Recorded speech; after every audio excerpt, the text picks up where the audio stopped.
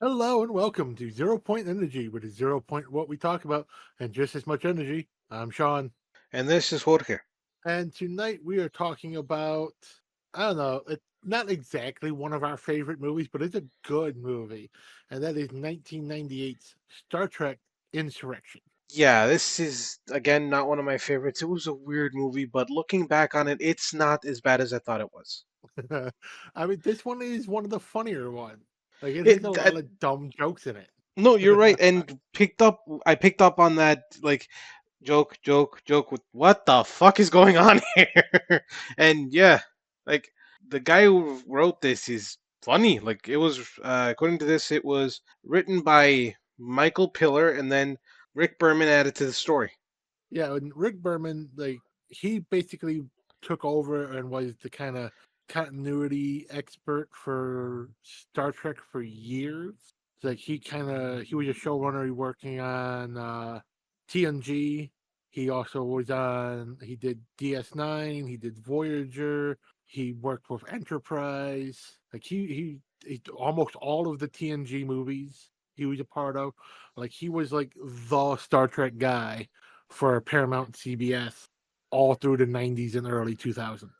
Especially when they had to actually when did uh Roddenberry die? Because after Roddenberry was gone, then basically Roddenberry, they huh? yeah, he died shortly into the first season of TNG. I I thought it want to was say after he like the died second or in third. maybe. Give me a second, I can look that up. Like okay, my point is though that like after like Roddenberry was basically had to let go of Star Trek, as it were. That's when Berman basically came into control and then gave us the somewhat well modern quote unquote version of Star Trek that was TNG, and then led into Deep Space Nine and Voyager. Yeah, he died in 1991. So yeah, he was Yeah. So two or three seasons in the TNG by then. yeah. Excuse me, one second. Mm, I'm sorry, I thought I had to sneeze for a second there. It's probably going to come out when I least expect it. We'll just get it out of the podcast. um, I should have finished that thought. that's okay. But yeah, like Berman kind of like he was the guy for Star Trek for a while. But even he started to get burnt out on it. Like he actually didn't want to do Enterprise. But that's because there was that gap, but that many year gap between the end of Voyager and the start of Enterprise. And he was just kind of getting done with it. I mean, But I also, get that. it's a Go prequel for it. show. It was a prequel show. It wasn't doing anything new with Star Trek. He wanted to continue the story. He wanted to keep pushing forward. He didn't want to start going back to before the beginning. Okay, yeah. I mean, how do I say it? Basically, I mean, if you stay in one universe for long enough, you're gonna get bored or you're gonna get burnt out. Like, there's so much more I can do, or you're just like, I'm doing the exact same thing. I want to move on, which happens when you're creative. I mean, Yeah.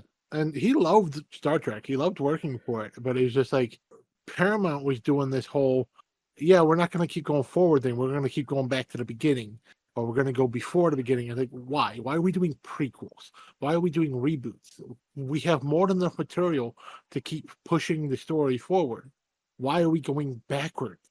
And he just refused to come work for them when they announced Discovery, which I don't blame him for.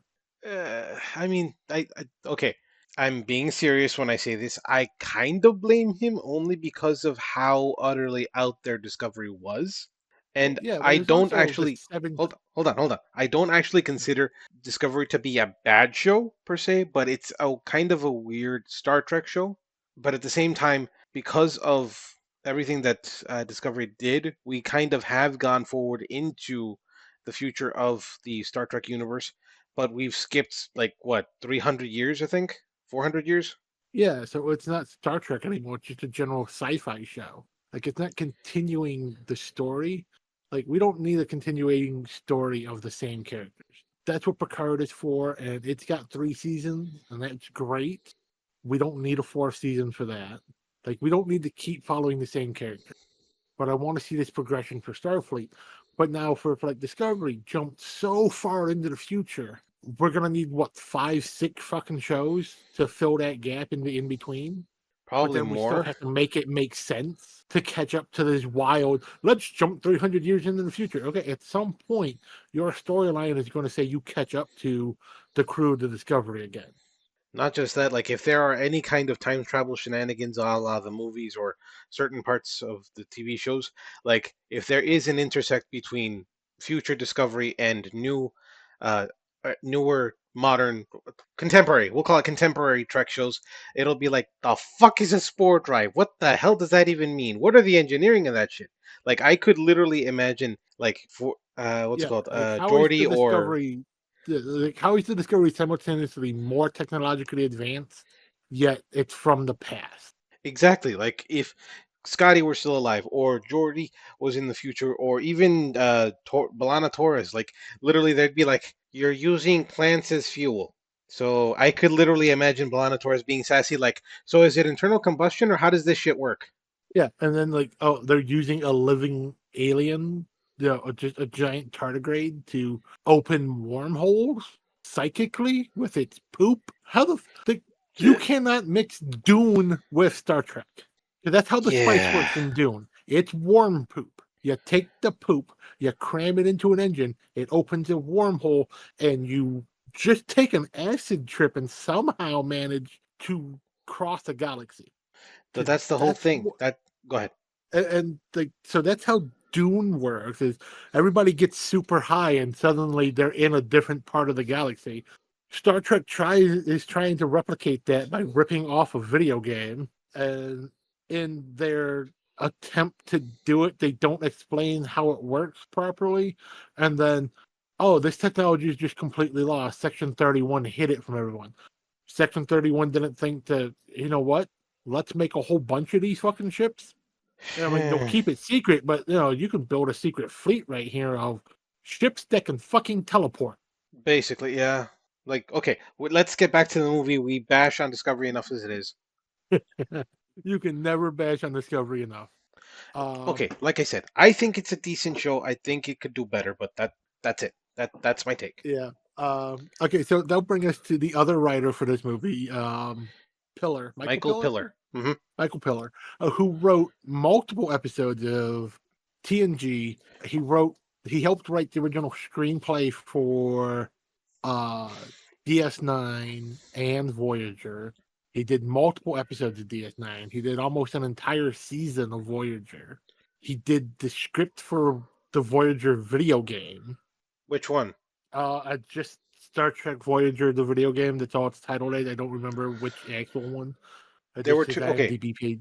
there are His two IMDb ones page that I only lists remember. one of them. Okay, so I don't know which one it is, but there's Star Trek Voyager. There was an arcade game that had story that was a shooter, and there was one that was an actual like video game, like you could play on PC or something.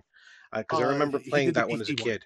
Ah, okay, Yeah, gotcha, no, gotcha. Okay, he did the PC one that had the more immersive story. okay. And the main reason he worked on that was so they could keep the continuity. Like the game is considered semi-canon to the show. I'm, there's always semi-canon until somebody writes it out. You know what I mean? Yeah, I mean that was the problem with one of the Star Trek TNG games. When you play this cadet, and it was like you're you're like a fighter squadron, but Worf was the captain of the like aircraft carrier ship, but the only ship Worf was ever captain of in the Federation was the Defiant. So like they made this game, which is a really great concept for a game, is you take a bunch of the runabouts and you weaponize them and turn them into fighters because runabouts can fire on torpedoes and they had phasers. So you just you boost the shields, you make them more weaponry, you get rid of the crew cabin, so it's only Mhm. a single pilot, and then turn that crew cabin into uh, more generators for weapons and shield. And now you have a bunch of fighters. And you take a purpose-built ship, which is actually a modified cargo vessel, and you make it basically an aircraft carrier, which I can't remember the name of this game. I played it. I want to say it was on. I want to say it was on Xbox 360. It might have been on PlayStation 2 though. And like the design of the ship was basically the Battlestar. It was from Battlestar Galactica. It was just this like long tube of a ship, and that was the aircraft carrier. I do not remember this, but okay. There. Okay. I only ever played some games, but yeah. Yeah, it was a decent game. Like I remember it. Okay. This movie obviously stars the entire cast from uh main cast from TNG. We also have a couple of people who come in. We Yeah. have F. Murray Abram. We have Yeah, Donna F. Murray Murphy. Abraham. F. Murray Abraham plays the alien bad guy I forget how to say his name Ruffo, now. something like that. Ruffo. Yeah, Ruffo. Oh, by the way, I remember the name of that game. Just popped in my head. Star Trek Invasion. It was I a legit do not PlayStation even 1 remember game. that one. Ah, okay. Yeah. That's why I don't remember. Yep. I didn't get the PlayStation And 1 until it was later. it's basically playing you're a fighter pilot and you're fighting the Borg. So like they're the big boss battle at the end is literally you and a bunch of other of these little fighters going against a fucking Borg cube and getting your ass kicked, having to do trench runs and shit to try to take out shield generators and stuff. Like it was a fun game. Like think Star Wars, the Rogue Squadron games, but Star Wars. I mean Star Trek. I was gonna say, okay, more Star Wars. I mean, that's the closest comparison I can think to it. Like, it's a good game though. No, But I'll back have to to look it what up. we're talking about for this movie. Now we also have Donna Murphy, who played the love. It's weird to call it a love interest, but basically love interest of Picard and Nige. Yeah, And I what's it called? I have no idea how old she was at the time, but the point is, like, beautiful woman, and she is a very good actress. According to this, she's been in different movies. She's also a voice actress. She was in Tangled, apparently. yeah. I think she plays uh, God, Oh, yeah, she plays the mom, the the evil witch. mom. Yeah, Yeah, yeah. yeah. I think so. Pretty sure. Double check that while I'm looking at things. No, you're right. Yeah, That's what I saw. she You're right. played Gothel. Yeah, hmm but yeah, like just this whole movie is full of just great people. You see, last one was Anthony Zerba. Zerba. See, yeah, Zerbe. Oh yeah. That is Doherty. Yep. Dougherty. That really annoy. I'm sorry, I just did. I know people pronounce the names their own way and stuff, but it's spelled Doherty. It's not pronounced Dougherty. Like, I mean, the man was dour as fuck. I'll give you, but other than that, that name is supposed to be Doherty or Doherty Yeah, it's just the way they do things. or the what's it called? When everybody was gonna call Data, but they only called him Data because what's they only called Data because Picard slash Patrick Stewart is from England, and that's how they say it over there. When in the U.S. Yeah, it's Data, yeah, and but then like we picked it up. Data works better. I think it's better for hip pronunciation this name because we had a Dada character, and it's the Goonies. No, and like nobody liked saying the name Dada. Even when you watch Goonies now, you want to say Data. Yeah, I'll give you that definitely. Like Also, we should probably his do the name is. Goonies. We probably should. But in that movie, his name is meant to be pronounced as Data or Data. Data. That's it. It's Data. Data. Hmm. Now, basic story, which apparently is not canon. I literally did not find out until today, thanks to my friend here, that I this mean, movie is not it's canon at all.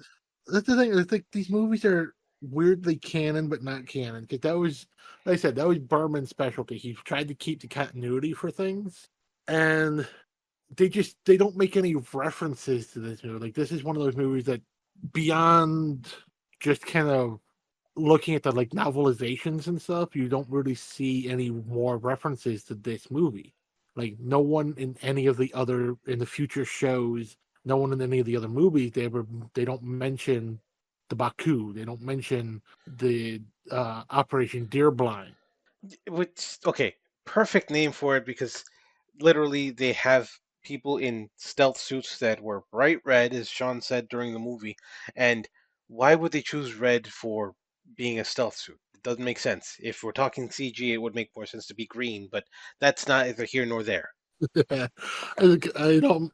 It might be the mindset of, well, if it's functioning properly, you can't see the suit, so we should make it a really obnoxious color so we know immediately that it's not working. Yeah, no. That it like I was okay, probably not, but you know what I mean. I was expecting something more like stealthy and literally like let's say olive drab dip thing that they do. That's weird. That's Uh, what you would expect from it, and it would make more sense for that. But then to just take it and make it a spacesuit that's bright red, that is also just the quintessential Federation going, like, well, it's meant to be invisible anyways. And I mean, the only time I remember in canon in the show when people have uniforms that are that bright red are when they're doing surgery, specifically in Deep Space Nine. I remember that much, but I don't Yeah, remember the it surgeons had anywhere red else. gowns. Yeah, yeah. Um, No, they also did it I in TNG. Yeah, in TNG the surgeons had red gowns, and they also had in the first movie, the one with V'ger, Mhm, mhm. the space suits, the actual suits for going EVA were bright red. The Spock suit was one of the bright red ones. Right. Okay. Yeah, you're right. And that's what these suits kind of remind me of. They kind of remind me of Spock's suit, but they don't have the little buttons on the wrist. Or the trippiness of seeing the inside of V'ger. So, or the unbroken 5 minutes of silence. Artistically, cool. As a movie watcher, I'm gonna go get popcorn. Well, even just as a movie scene, like I'm going to harp on that forever. It's the whole, like, you're experiencing this for the first time, but you are rational military personnel with training. You have these sensors that are reading something for the first time ever, and nobody's paying attention to their to screens at their station. They're staring at the view monitor. It's not a fucking window. It's a TV screen. You can look at it. uh, Every station could just patch it into their station and look at it on a smaller screen while still doing their job. But no, we get 5 minutes of everybody just just gawking out the window at this display, and then ooh, wow, yeah. How about what them sensors saying? Is there gravity? Is there air? Can this thing hurt us? Somebody on the bridge, do your fucking job. But dude, they were staring at something so weird in like ultra encrypted quantum like super duper definition. They were looking at blue lights. Dancing blue light. No. I'm just Like saying, it's one of those things that, come on, even the Vulcan, the ultra logical Vulcan, is just staring out the window. Like, you'd think he'd be the one person sitting there and actually, the science officer actually looking at the scientific data coming in for this thing they just discovered for the first time. you're not wrong, but at the same time, if you okay, I forgot what it's called, but observer bias or whatever, like let's say they did record some kind of track of like this is what I'm seeing. This is what it looks like and shit. And then somebody looks at the data and does the exact same thing. Yeah, I mean, back to the movie. back to the movie. Okay, so basically, this story has to do with the soul of the Federation being at stake, and not the reason, the idea that even though something is legal, it doesn't make it right. We have Well, the even then, Baku. it's not Go even ahead. legal. Like, even then, it's not even legal. Like, the whole Eh, precedence of this movie is they're going against the Prime Directive. They're disrupting the lives of a civilization for no reason. You're right, except for what Dougherty said, where he's like, it's in our territory, they're warp capable, and they don't actually live there. Technically, But he's it's right. In not. it, No, hold it's on. not In in their it, territory. I thought that he said that it was. It was in something called the It, Briar Patch, but nobody went in there. yeah, because they don't. They need an agreement with the Sona. It's in Sona territory. But if the Sona join the Federation, it becomes Federation territory. Then technically their laws still don't apply, but they should be following the Prime Directive. Right. That's the whole point of the movie. Doherty is going against the Prime Directive. But because of the Prime Directive only specifically supposed to apply to the to non-advanced cultures in order to protect them from yourselves, then it does not apply because they're advanced enough anyways. But it's still a So first it's contact protocol. And it's kind still of abducting a like bunch of people against their will and relocating them to a different planet. Like, the whole plan was to use the hollow ship, knock these people out in the middle of the night, teleport them into the hollow ship, use the hollow ship to take them to another planet, and then teleport them onto that planet. And they yes. never know the difference. Yes. The problem is they would notice because they get old, because the entire point of this is basically Dorothy is trying to, along with the Sona or along with the Baku, to get the metaphasic radiation inducing elements, which are the rings around the planet, in order to actually take that for themselves Well, and gain advantage of it. the Baku are the people on the planet. The sonar Sorry, are the Sona. people in space. Sonar. It's been what, 20, close to 20 years already. So if you don't know 20, yeah, actually over 20 years. It's been 20 something years. If you don't know that already, you should know that they are the exact same, genetically Yeah, speaking. it's been 26. It's been 26 years. You people should have seen this movie by now. Now, besides that, also, like, this is the first time we see Picard going from, let's say, lawful good to chaotic no, chaotic good. I'll call it chaotic good, because he literally takes off the pips off his uniform, takes off the uniform, and decides, I'm going to protect these people single-handedly. And he does things stealthily in order to get all his equipment, guns, explosives, whatever he may need to protect these people. Okay, you know what? I'm jumping through the movie. That's okay. We can jump through a movie this old. Again, if Fine. people haven't seen it, that's their problem. Point is, my okay. You know what? My opinion. My beloved Picard, who is a pillar of principle and proper protocol and following things, decides fuck the rules. This isn't right. I'ma make it right. I mean, like so many Starfleet captains before him and after him, the power of boners, man. You had to go there. Come on, he is not like fucking. Hey, Fuck. Kirk made it all the way to Admiral fucking twice. That's how he made it. The first time he fucked his way there, just not literally. The second time he literally did. No, in all seriousness, though, seriously, Picard. Yes, I have no doubts. It's the future. People are more enlightened. They're not prudes. If I want sex, you want sex, and we agree, have sex. Yes, it's implied all over the place. I'll give you. Okay, he probably had sex with an age. No doubt, okay? But at the same time, the man is level headed enough to not think with his dick, or not only his dick. But, You hey, I mean, he did say he had 318 days of shore leave saved up. So for some reason, and I know it doesn't fit. There's 104 days of summer vacation, but that's all I'm gonna say. It's Perry the Platypus. He'll foil Look, all your plans. look, the like if They need an if innator. they need an innator. Oh God, wait, that thing is called the allocator or something like that. Look, the point is specifically that the Picard did this, yes, probably with his dick, but at the same time, the man is principled. You know, he wanted to actually do what's right. He abandoned the Federation for a day, let's say, or maybe a week, but he still did it to do what was right, and he trusted his crew to tell the Federation, "Look what's happening. You're being dumbasses. Do something about it." True. Well, technically, he ordered them to, but as Riker so eloquently put it, no uniform, no orders. We don't have to listen to you. So we're going with. Okay, yes. So to finish what I was saying before, his crew confronted him saying, "You did this and this. Very good idea. No, what's it called? You leave no trace unless you know where to look." Yep. They knew where to look. Also, the entire time, what's it called? The entire time, everybody's like, "We support you. We know we're going to do this, and we agree." And at the same time, Data then says, "You know, because of the metaphasic radiation and everybody getting younger, you're probably having youthful thoughts of rebellion, and I'm the only one who's not affected." And then Lock and load, because bitches. yes, he says lock and load. Like And just those think, little this moments is in a this movie movie.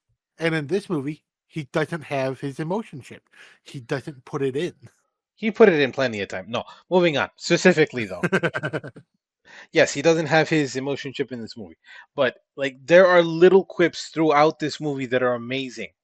I don't know if they're ad-libbed, if they're in the script or whatever, but this movie is awesome. Just little funny quips and stupid little quips that are still fucking hilarious. Like Well, when go for it. one of the things that was in the original script that uh Patrick Stewart actually vetoed was Data was supposed to die in this movie. Like when Picard confronted him when he was malfunctioning, he was supposed to actually completely destroy him. And when he saw that in the script, and Brent Spiner was actually all for it because he at this point he thought he's getting too old to keep playing an ageless character.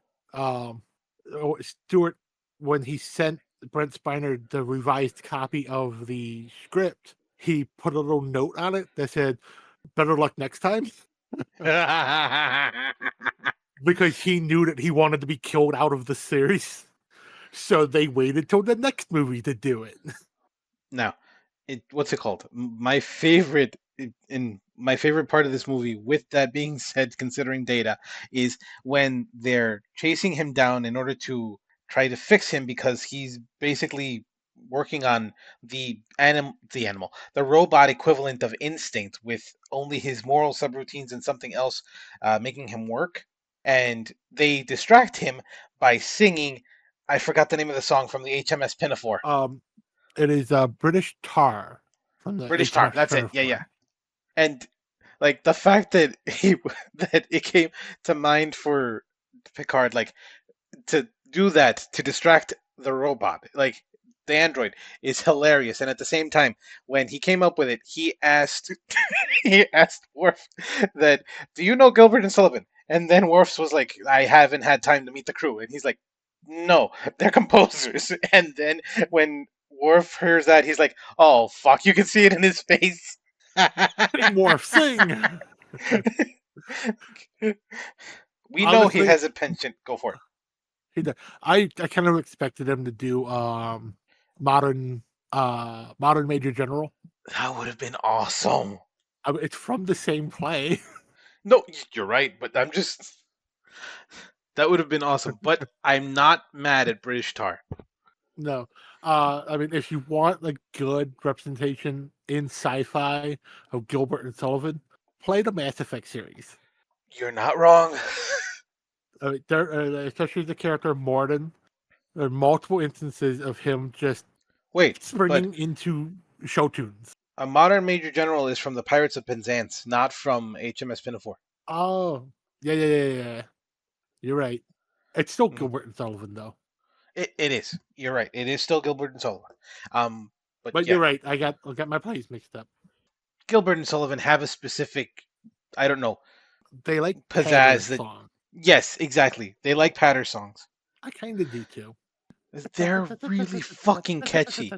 Exactly. Oh, wait, they stick with you. And we get what? Some of those songs are almost 100 years old now. Or getting Yeah, close to. I'm pretty sure they should be in the public domain by now. Oh, I think they are, but I'm just saying, like they're getting close to 100 years old on some of them. They're still like you hear them and they're like, yep, stick with you for a couple weeks. Like it. What do you Like call it? those are like the one cutscene I never skip whenever I replay the Mass Effect trilogy. Is I always let that whole cutscene play out for when Morden is singing. I think I have to. I have to watch that whole cutscene. I really need to replay those games. I've never even gotten past two. Wow. I need to. I need to play three. I know. I know. Just yeah. Well, I've got 3 as a standalone, but I also have the remastered collection for Xbox One. Nice. It's nice. Back to the movie. It's not. It's nice having all the DLC in one. Yeah, I agree with you there. That way it's all okay. Back to the goddamn movie. Back to the movie. Like these people, the Baku, have lived in this world for the better part of 300 years, and they actually are basically forever young. And they have gotten to the point where they don't plan anymore, and they just live in the literal moment. So much so that mentally speaking, they can even, or some of them, at least Anish showed this ability, can make the moment dilate and have time pass even more slowly. She can capture the moment. She can live in that one moment for as long as she needs to. With, or wants to, and it's weird because like is it personally speaking, like, is it local? Is it universal? Is it where she's like it only affects her in that moment, and she might be taken out of phase with everything else, and then when she's out of it, it catches up? Or there's a few questions in there, but you get the idea. That could be why no one ever mentions this ever again, because technically this is as close as we get to magic in Star Trek that doesn't involve the Q. I mean, what about the Traveler? Oh, the Traveler he's a time traveler. It's not really magic. He's not a time traveler. He literally took the what do you call it? He took the Enterprise through outer space and into like some kind of mix of space and consciousness. Oh, is that from TOS? That's from TNG, TNG? the first or I second don't season. Yeah. I don't remember that. Okay. Where Wesley noticed the Traveler and he was helping a engineer from Starfleet to try to see if they could do something in the computer to make the engine run more efficiently, and they cleared like 100 light years in, I want to say, like 5 minutes, something like that.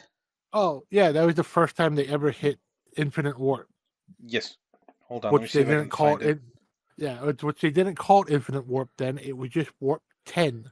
But when they did it in Voyager, it was infinite warp. Okay. All right, the Traveler Bastards. is from the 6th episode of the first season of Star Trek: The Next Generation. Yeah, I don't know. It's the canon, non-canon, canon thing because the Enterprise had technically hit beyond warp 10 at that point. But then by the time of Voyager, no Starfleet vessel has ever gone beyond warp 10 before. Fucking, what about the Which is Enterprise? A ship exactly twice your size and moves half your speed. not exactly half, more like two. Wait, no, it's factors of 10. So, I can't say half, but something like that. Well, it's because the Voyager works on the new warp scale after the warp speed limit. That's why it had the variable nacelles to I hate streamline when its it. bubble. Yeah, yeah. But still, you can. Uh, that's that's always the issue I have with certain bits of Star Trek, but mostly Voyager. Voyager all the time is constantly no Starfleet vessel has before the fucking Enterprise. No vessel other than the Enterprise. Use those terms because the fucking Enterprise did everything. Not everything. They never used Borg. They They used Borg technically technology. they no they technically never used Borg nanoprobes to heal stuff. They had their own version of nanoprobes that were not as advanced. I'll give you, but yeah, Yeah, but they did reverse Borg implants. barely. They communicated peacefully with the Borg. Again, barely. Not barely. Hugh. That doesn't count. He wasn't Borg then. He was a Borg then. No, he was a Borg, but he was not Borg. He wasn't a part of the collective at the point. When you're talking about conversing peacefully with the Borg, technically Voyager was the first one to do that because they conversed with the entire Borg collective. I suppose. You suppose. Okay, the Enterprise made first contact with the Borg. That I'll give you. Wait, which Enterprise? No, The canonically, the Enterprise D. NX technically, No, canonically, chronologically. no, because they actually there is a dumb explanation for it. I hate the explanation, but there's a dumb explanation for it.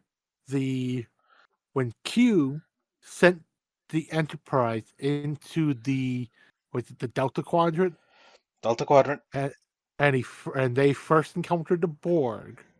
The Borg learned about humanity and Earth by scanning the Enterprise's database, and then they sent a probe back in time, and that's how the Borg ended up on Earth, and the NX was able to interact with them.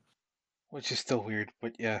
By the So way, if we get any of this, okay, go ahead. technically, it's all technically everything that happened in Enterprise is Picard's fault. Yeah, okay. By the way, if we get any of this lore wrong, literally correct us. Seriously, please. Yeah, we're just two dudes who have watched a lot of Star Trek, but we don't read the books. We don't keep up with the lore as well as we should have. Some of the shit we haven't seen for 20 plus years. And with that being said, we know that there's memory alpha and memory beta. There's only so much memory beta. People who I know mean, the online stuff will get what that means. There's only so much memory beta that is actually canon, and then other stuff that's like, holy shit, that's amazing. Not canon though. which is what all of Enterprise should be. I mm, Back I to mean, the it movie. wasn't. It wasn't until Majel Roddenberry was on her deathbed and finally gave them permission to call it fucking Star Trek. Okay, so season five is no, season four and five are technically canon, and the rest of it is not. Yeah, because everything before that, that's why it was just called Enterprise. It didn't become Star Trek Enterprise until she finally just accepted it and was like, "Fuck it, I'm gonna die anyways. You've been ruining my husband's legacy anyways." Back to the movie. Now, the Back to the crux of the movie. movie, besides saving the soul of the Federation, is that the Federation and the Sona are basically the white man, and I'm being serious here, in relocating the Baku, who are the native slash not native because they came in there on their own anyways, people of the planet in the Briar Patch, and they're trying to relocate them. Where? We don't know. But at the same time, you're trying to locate a people who already have their home. Fuck you people. Leave us alone. It's in the Briar Patch. It's hard enough to navigate in there, and they still found them. The bastards. I mean, that's what white people do. They will find you, and then they'll say they discovered it, even though you've been living there for hundreds of years. In fact, not even white people are just guilty of it. I mean, you got the Spanish and the Italians too, because Columbus, he discovered America. Who, by the way, he never found America. He was in the Bahamas. He missed by a few thousand miles. If anything, you have to give it to Eric. I forgot the whole name of the Viking dude. Eric Eric the something. Red. That's it. Thank you. Eric the Red. Yes, I was going to say he's Eric the the Blue, one. and I'm like, no, wrong guy. Oh, I want to say Leif Erikson. So Wait, Leif that's a Erikson? Hold on, you musician. might be right. Oh, okay. Fine. I was about That's to a say. musician from the 70s. Uh, yeah, no, Eric the Red was a Viking who technically found North America. He made Like, landfall on the continent. Columbus never made it to the continental U.S. He didn't even find the U.S. He didn't make it to the Florida Keys or anything. He found fucking Jamaica I thought he technically found or the Puerto Bahamas, Rico. something like that. Like, Something. He or found an island. yeah, He found a set of he, islands. yeah, he was in the Caribbean Bahamas area. Also, you're right. The dude's name is Leif Erikson. Oh, sweet. either Rock on, buddy. way, either way, Vikings found us first. They're the Yes. only ones who found us. But you cannot discover a place that's inhabited. It was already discovered before you got there. Now, in all seriousness, yes, we're joking around with 1800s versions of who are white. But, like, in all seriousness, yes, what's it called? Those in power will take over and then get rid of the indigenous people or whatever is there and then take for themselves, which sucks, which is actually one of the reasons for the Prime Directive in order to try to protect that from happening into a less advanced civilization and at the same time try to prevent a what's the power vacuum? No, not power vacuum. What am I thinking? I think you're right on A power vacuum. power vacuum or power like a dynamic where the powerful take over the weak, basically. Basically, And they like to quote remove unquote. who's in power, so something powerful has to take over. But that's why there was no power in the first place. There was just peace. And we are not arguing about history, about violence between different people. We're literally talking about this microcosm of the debate. Yes, which Because, is like, very reminiscent of the U.S. and Manifest Destiny and the Trail of Tears, the forced relocation of Native peoples. exactly. Now, there's, what do you call it? There is no perfect history where people were all at peace and shit. That never really existed. There's always been war, even if it wasn't in your backyard. What do you call it? Tribes went to war and they tried to take over other territories and shit. There's probably tribes we don't even know about because they died and were wiped out.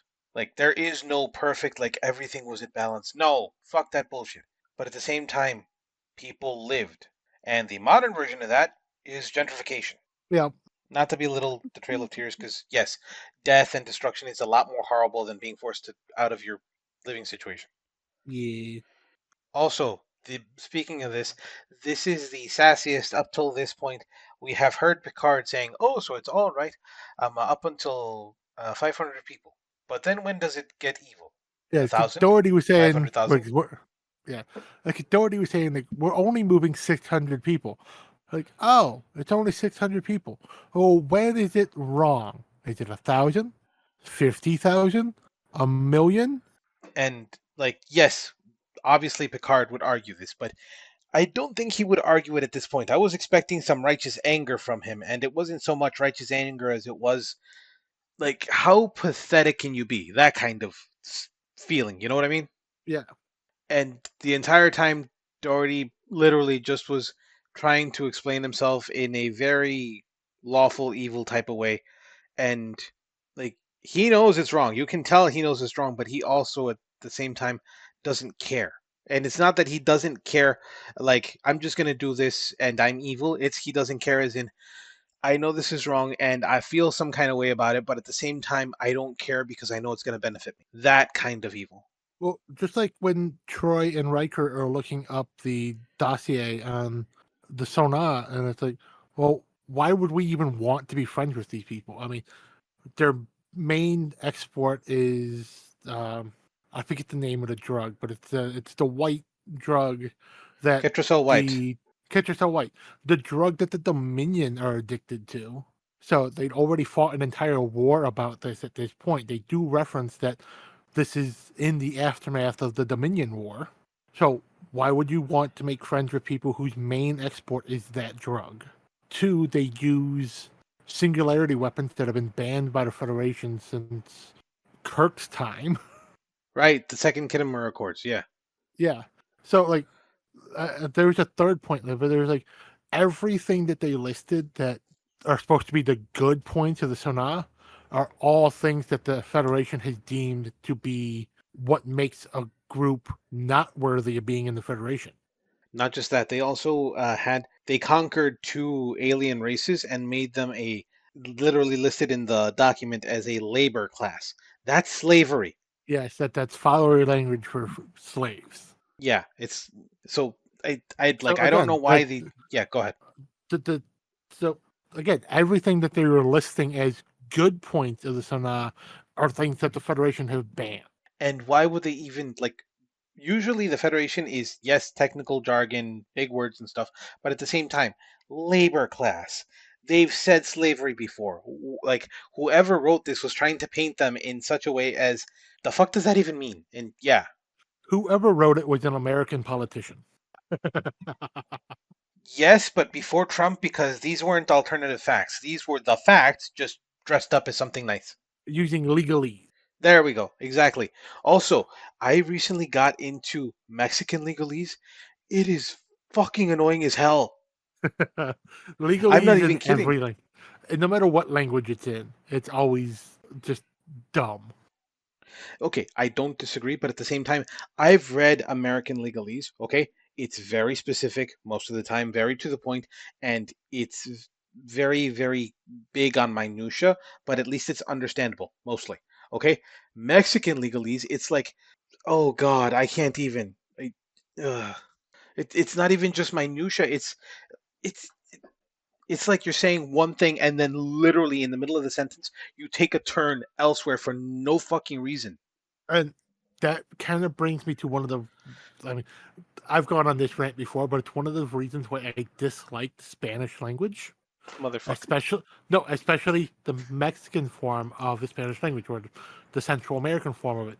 It's a language that relies so heavily on double entendre as just a literary device, as a way to get your point across.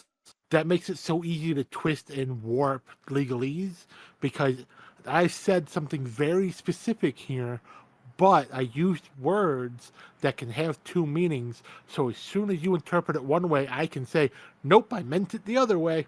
Okay, To defend my language specifically, it's a lot easier to do that in Chinese, number one. Number two, that's not exactly what I mean. Well, Number I know, three, but okay, I know there's more to it. I'm just saying, like, it's a language that's really easy to do that with.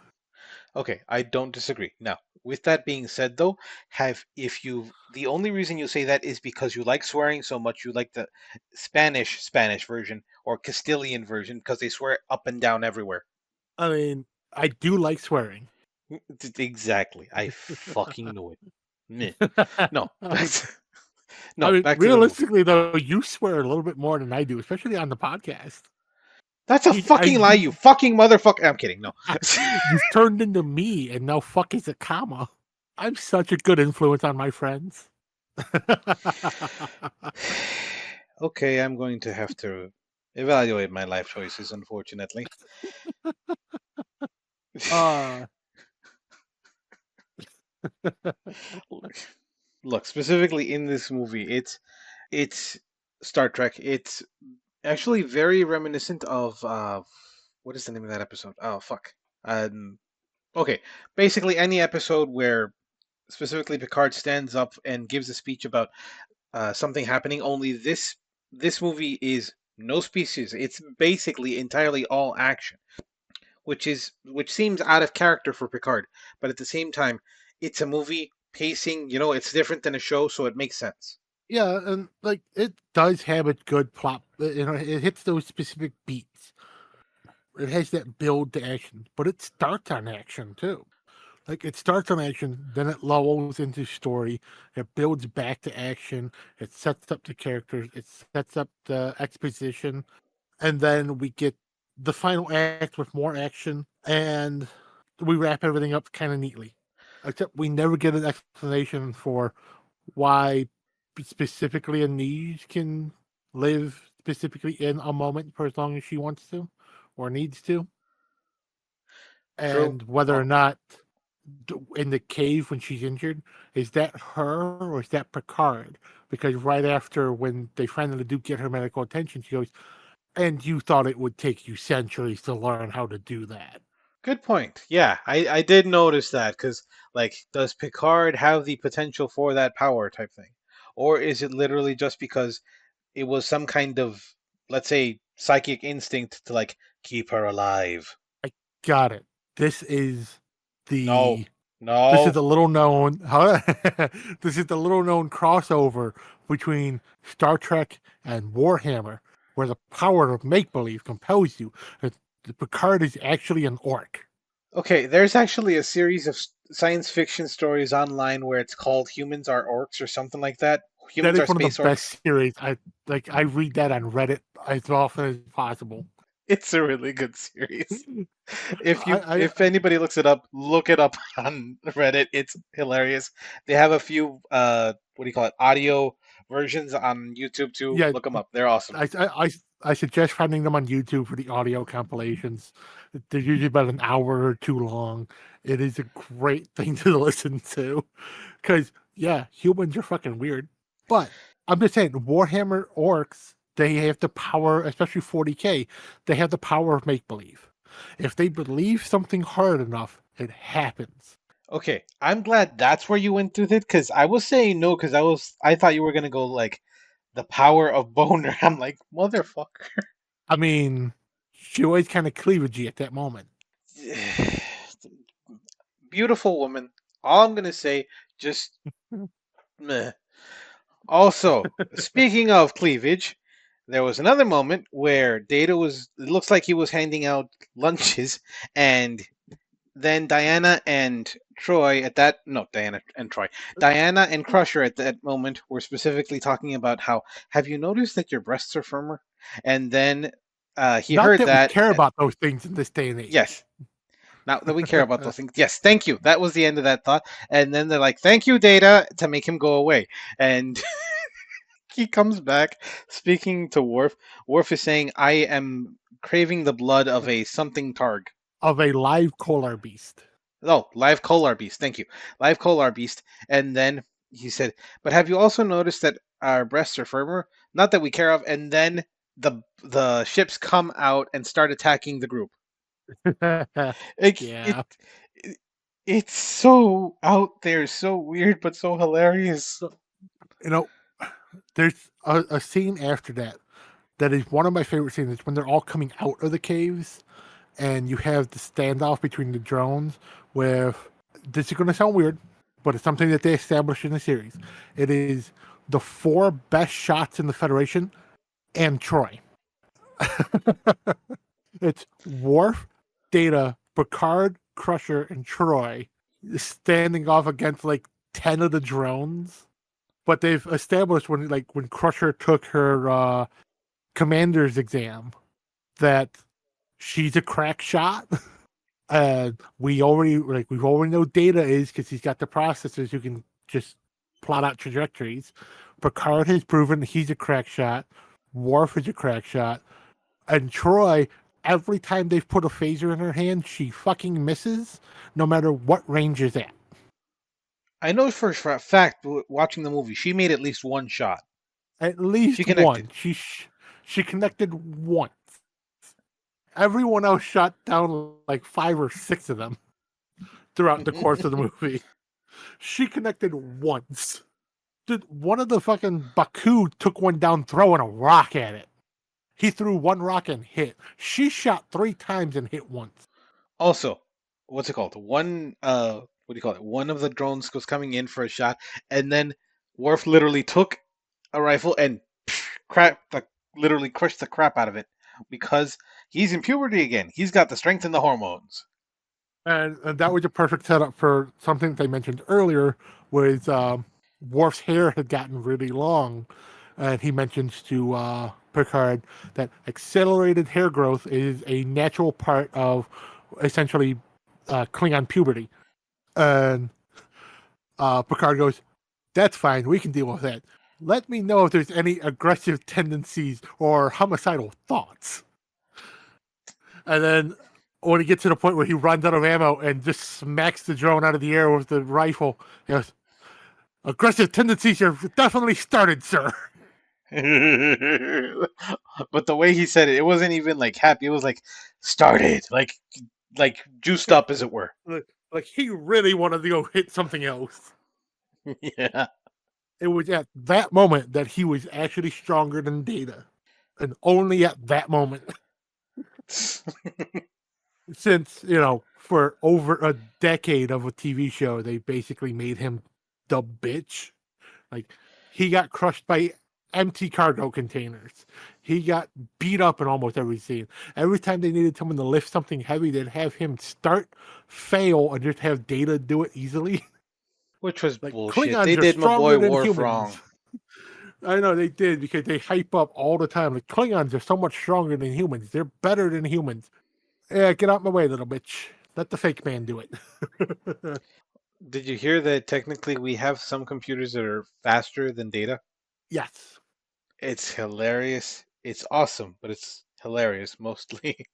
Like, I still wish that they would bring the super fast fiber optic internet to the commercial market. I Being really hope able they do, to, but probably not. I mean, being able to send nearly a petabyte of information almost instantaneously is, it's damn near magic at this point. I mean, to be able to download Yeah. a terabyte in under a minute. The bandwidth. Literally the bandwidth. Oh. Could you imagine that on just, like, even if it wasn't for home use, even if it was just business use, could you imagine the possibilities of when you're at work and you're using your computer, you never have to worry about a slowdown ever again? Not just that, like, okay, let's say you actually got along with your neighbors. Okay. If you had access to some kind of consumer version of that and can connect it con- to everybody's network, you could literally have everybody on the block sharing their movies and stuff, assuming they back them up on their own like hard drives or servers or computer, and you share that amongst everybody, you would literally have so many movies you could watch and share together, and it would be that Oh, fast. yeah. And And the fact that it it would be uses existing technology, like it's literally just a a minor tweak of the hardware to the end router. It's not even the like we don't even have to lay new fiber optic cable. It uses the existing fiber optics. That is literally every single telecom's dream. You don't have to do anything, you just have to do an update. Yeah, that's Every literally. single telecom Gi- CEO just jizzed in his pants. Yeah, it's like okay, give everybody a new router and we're good. Yeah. Like that's it. All we need is new access points that can handle the increased bandwidth, which is not that much of a difference. Like yeah, the bandwidth is a lot different, but the tech that goes inside, your switch is not that different. So well, that'd be amazing. And Like I just think if we can get wired connections that fast, that means we could do more data over Wi-Fi. Like if you wired in a router that was broadcasting, you could connect more devices to uh that switch without overloading it as much because you could still dump that information out. that also has to do with how much data you can carry per wave, but I mean the setup is there. It just has to be implemented. Yeah, I mean it's not the magical super fix, but it's a big step forward. I know we talked about this a little bit before, but I would think this is an amazing little step in the right direction for the future. Whether or not telecom companies and governments actually allow it was another thing. I mean, I'm basically expecting to have the academic die in a couple months, and then literally everybody forgets about it. The patent is literally bought up and then shelved somewhere. Yeah, or I could see it being one of those things for government use only, like the early days of the internet before it became a mainstream thing. Like you got to remember, Like, like I am older than commercial internet. The internet as a whole, that we know as the internet, was not a thing until 1987. I was born in 1985. The okay, internet has existed since the 60s, but what we know as the internet has not. The government only internet has existed for longer. I thought government internet didn't start in like till like 50 something. The end of 50s, ARPANET, beginning of whatever the it's called. 60s. Yeah, Yeah, and it was like, the end of the 50s, beginning of the 60s. and then with that, they what do you call it? Like specific. Okay, moving on specifically, I see this kind of technology being used if it were just governments using it, probably done by what are they called? Diplomatic courier services and such, where they talk between governments and it's supposed to be really secure and shit. Like that would make communications faster and a lot more hopefully reliable.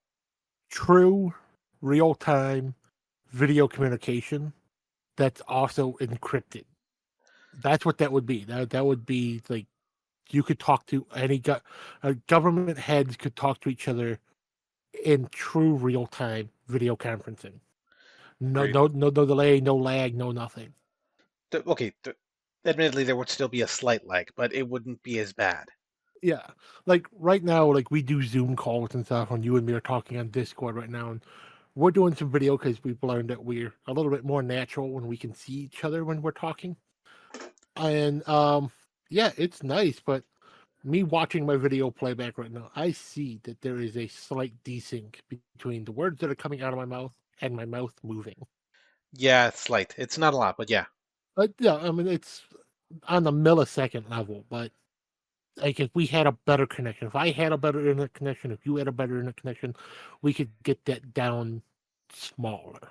And when you can get data packets as big as they're sending on this, that they've been sending for these tests on that network that they created at Stanford, like you get that delay down into the nanosecond realm. Like a perception so small that if the human eye would never perceive the delay. And you could probably still do it in fucking 4K video. Probably more technically. Yeah, but the human eye does not see more than 4K. Like 8K technology is fucking stupid. It's redundant. The human eye can't process it. It doesn't matter that it exists. It's like we keep pushing for more and more and more. Like, yay, we need infinite fidelity. No, we don't. Humans aren't built to process it. Okay, 4K is our limit. you're right, but it looks like, and this is still in the early days, but it looks like humans are starting to get better eye perception too because we're seeing that. Starting to. It's not a lot, but it looks like we're getting better at seeing things, and our bodies, biologically speaking, may be evolving to see better. Because there are people that can, and what's it called? Assuming that we're choosing or not choosing, that nature, mating chooses for that, we may have people who actually are able to see that. Yeah, but that's like the gamers who say that they can't play a game if it's under 60 frames per second. And ideally, they want more than that. No, you fucking don't. 30 FPS is good enough for most games. Admittedly, you want better. You don't need better. I agree with you, except for PvP and first person shooters. On those, it does matter. Barely. No, I won't even say barely. I'd say Like, it absolutely matters. the frames on shooters are not as important as, like, say, fighting games, when you need to have frame perfect inputs. I'll give you that. Okay, I'll agree with you there. But for first person shooters, if I have a faster connection and can process more frames faster than my opponent, and I can see him eh, before he sees me because he has slower frames per second or lower frames per second, then I will have the jump on him, even if it's just a few milliseconds. True. But, like, anyone who says that that a game is unplayable because they don't have a minimum of 60 frames, that's a lie. For the most part, I agree with you. Like all those people, like when Cyberpunk first came out, who were bitching and moaning the game was not running at a crisp 120 frames per second that they touted it was capable of. So what? I got the game day one. I did not have any game breaking issues. Okay, once or twice, the game completely crashed, where like I literally had to reset my Xbox to even play. And yeah, it sucked that I lost progress, but like I didn't have any game breaking issues. And the fact that my game was barely running 30 frames per second, like I'm playing on a fucking console. Like the best I was going to get out of it for playing on the Xbox One because I don't have Series X, so was the best I'd get out of it is 60. Yeah, I mean, but that's also really, really super optimized. And let's get back to the movie. Where, God damn it, we are suck at being on topic. We don't need to be on topic. Look, basically, we've gone over the crux of the movie. We've gone over why this movie is so weird but awesome. Like, I, I disliked this movie back in the day. I really did. Now, seeing it again, it's an awesome movie. Okay, this thing's getting a 6.4 on IMDb. I'm giving this movie an 8.9. It's awesome. I definitely give it at least an 8.5, 8.7. Like it's not one of the best movies, but it is definitely up there with like rewatchability. Like I have seen this movie so many times. Like this is one of those movies that when I had cable and when I had satellite at home, I watched the hell out of this movie every time it came on. I mean, I can actually say this is one of my favorite movies now because of the quirkiness of it. I love it. Like I said, it's got all those dumb little jokes, and those dumb jokes are what make it fun. Especially Worf going through puberty again. That's okay. Besides the quirkiness, like one awesome thing, we get to see Jordy without the implants, and he actually gets to see the sun, a sunset, no sunrise, and it's like, holy shit, that's a fucking beautiful moment. And the fact that he like I wanted to do this before I have to leave it behind. And he's humble enough to know that he can't stay, and he's still Yeah, he'll have to put the implants back in. But for now, like this is a great gift. Like that's fucking awesome. and that's the thing that like Nemesis is the next movie, and they don't reference it at all. Like I know that there's going to be the degeneration that happens over time because he's no longer around this radiation, but they don't even mention the fact that he doesn't need as strong of a prosthesis at the time of Nemesis as what he had pre-Insurrection. Mm. Because it, his eyes don't go back that bad in the gap between the movies. He goes to the point of still needing the prosthesis, but he still has some natural eyesight still. Like I will admit, like I had a couple tears at that moment. That was fucking awesome. And yeah, I know he's a fictional character, but those kind of moments really build the humanity and really show you that these, assuming the many worlds theory is correct or true, like this is a real person and this is a real moment, you know? Yeah, Or like when you see those videos of a baby putting on a cochlear implant and hearing their mother's voice for the first time, that yeah. sort of thing. Like, I mean, I'd say we're pretty much done, quite honestly. I mean, do you have anything else you want to add? Well, I'm looking up real quick something for what I was talking about for Jordy. Mhm. I was just saying, like, how long he kept his vision for after uh, the events of Insurrection. That's right. Actually, looking something up on Memory Alpha. So they don't mention how long it takes. They just mention that the effects will leave him if he leaves the system, and as of Nemesis, he's wearing the implant again, and he doesn't get to a point of not needing the implants until you see him in Picard season 3. So, I mean, Geordi's always kind of been the superhuman character, and when I say superhuman, I mean he's the one who's like the most human of everyone in the crew. Like, he was born with a disability. He's never seen the world the way most people see the world, and that didn't stop him from pursuing going to space and joining Starfleet and becoming an officer. Like, he didn't let that hold him back. And even though he has a disability that medical science can't ever fix, it can't correct, he's just happy to the fact that he has the visor. And even with the visor, like they mentioned multiple times in the series, that he lives in a state of constant pain because of the implants, because he gets migraines and shit all the time from the little inputs that it gives them. And even when they Mm. switch to the ocular implant, the implants directly in his eyes that you see in um First contact. God, First Contact, Insurrection, and Nemesis, like even that he still gets little migraines because sometimes his brain can't keep up with the fact that his eyes can shift spectrum patterns. So sometimes he gets a little bit of overload, a sensory overload. Like, they basically half-assedly turned the disabled character into an autistic character over time. It's like they lessened his disability and just turned it into a form of autism, because now he has this sensory overload sensation that's almost a constant thing for him. He gets really light sensitive. He gets really sound sensitive sometimes because of the way the implants work. They affect other parts of his brain at the same time. Makes sense. And it's just the fact that they always show him kind of not happy about it, but it's just like, this is who I am.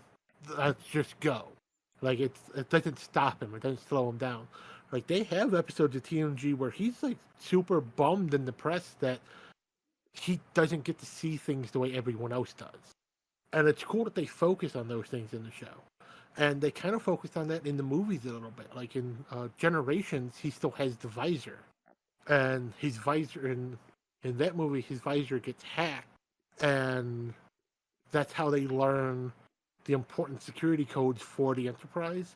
Is the Klingons are watching through his visor and recording what he does, so they see him input his security codes and stuff. Right. I remember that. Yeah. And that's actually one of the reasons why he doesn't have the visor anymore, is with the implants directly in his eye instead of the little sensors on the side of his temples, he can't get hacked like that anymore. because that happened once in the show too. The Romulans did it to him. Right. I forgot about that one. Yeah. Yep. Ay. All right. So I think that might be the end of this episode. We went on a tangent, multiple of them. Uh, we could have went Always. on. We could have went on so many, many more, but we didn't. We tried to stick to the movie. Um, Again, we'll say it just to be clear: we are not experts in this lore. We did not spend a lot of time just looking this stuff up like we do sometimes. If we're wrong, feel free to correct us about it, but don't be a dick about it. Just tell us we're wrong and tell us why we're wrong. Like, we're willing to learn. We love this stuff. The Star Trek is one of our franchises that we both really enjoy, but it's a franchise that's older than the both of us Literally. combined. Like, our Just combined ages are still less than Star Trek. basically just like, comment, subscribe. No, literally, just tell us what you think. Tell us what you would like to hear from us. Tell us what we got wrong. Shit, we're human. We make mistakes, and we can Let correct us them know later if on.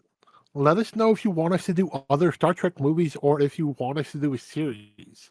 Like, we have been kicking around the idea of maybe doing the entire series from first episode to last of Voyager. Let us know if that's something you want us to do. And we're picking Voyager because it's Jorge's favorite show and it's one of my least favorites. It's not my absolute least favorite. Okay, that will always be Discovery. Ooh, I do have to mention, Jorge brought up time travel, weird crossover stuff. There are two shows that do have a time travel, weird, goofy crossover. Which That one? is Lower Decks and Strange New Worlds. No, They have a multi-part crossover episode. I've got to see that. Okay, damn. Yes, where the animated characters go into the real world, and so they have real life actors playing their characters. Which means Boimler had the better get stabbed. well, it also means the voice actors have to play their characters because they can't have the voices change. But that means, is there an actor and then they do the voiceover for that actor, or you know I what I mean? can't I can't remember if it's the actual just the voice actor and the voice actress are just now in Starfleet uniforms. Because I've only partially watched those episodes. Like, I have not watched a lot of Strange New Worlds. I really should. That one actually seems fun. The only full episode of Strange New Worlds I've watched is the musical episode because Which is weird for you. well, see, I love that episode because that episode is the one that aired immediately after they made their declaration of this next season of Strange New World is not going to have the weird randomness. We're going to start being serious and take this and have an actual real story going forward. It's not going to be episodic and adventure of the week type episodes. And then the first fucking episode of the season is a musical where one of the songs is literally it's Spock going, I don't know why I'm singing right now. Like, they fourth wall break, then we don't know why we're singing, but we're singing. All right, you know what? I'm gonna watch it too. I won't. I'm curious now. Yeah, like I said, this show looks like one that's worth actually watching. Like, I wasn't super interested when I first heard about it because, like, oh, I mean, it's Pike on the Enterprise. It's pre-Kirk Enterprise. It could be good. It could be good. Like I said, I've seen clips, and the only full episode I've watched start to finish was that one particular episode. So I really should watch more of it. And then I know that there's a crossover between Strange New Worlds and Lower Decks. So future show, past show, timey wimey goofiness. I'm gonna like this. Okay. Live action show and animated show crossing over. Nothing goofy or weird could happen there because, again, that happened after the announcement of we're going to start taking this serious. No more goofy random shit. let's do a Oh, crossover with the animated show. okay, to be fair, Lower Decks is goofy and stuff, but at the same time, it also has serious portions where it literally makes fun of Star Trek lore and shit, which is utterly amazing and Yeah. hilarious. What I'm just saying for the producers and the showrunners and everything for Strange New Worlds to say, all right, yeah, we get it. We've been doing goofy shit. We've been having too much fun with this. We're gonna start being serious now. Here's a music. Oh yeah, we do you know that animated show that's on? We did a crossover. It's a multi-part episode that you have to watch. It's a multi-part of both shows. So it's a multi-part Strange New Worlds episode and a multi-part Lower Decks episode. All right, yeah, we're calling it, dude. It's time for bed. Yeah, Fuck. no, yeah, at bedtime. You have work in the morning. I have work in the late at night tomorrow. uh so yeah, that's gonna be it for tonight. Enjoy, like, comment, subscribe, all the fun stuff. Tell us if we got something wrong. Tell us if we got something right. Let us know what you want to hear from us. Well, like we have some things in the works, but we're not 100% positive on what we're doing in the future. We just know we're gonna keep doing this because we enjoy it. So as always, be good to one another. Keep the faith. Good night, everybody. Bye bye.